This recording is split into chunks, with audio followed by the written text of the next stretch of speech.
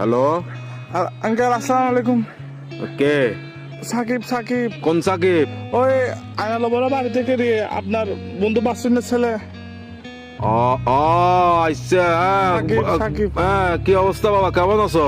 Uncle একটু একটা কাম করেন না, আমার বাসায় একটু যাইতে পারবেন? একটু আমার আব্বু আম্মুকে একটু বুঝে বলতে পারবেন? কি সমস্যা? আমি আঙ্কেল একটা অন্যায় করে ফেলছি যে আমার থেকে কিছু টাকা দরকার। আমি ওই দিকে আপনার দেনবাজার মোড়ে যেটা ব্যাংক আছে সেটা আমরা ডাকাতি করে ফেলছি। তো কি? আমরা 7-8 জন মিলে ডাকাতি করছি যে। তো এগুলো কোনো কথা? তোমার ফ্যামিলিতে সোসারটা আছে কেউ? এগুলো একটা কাজ করলা তুমি?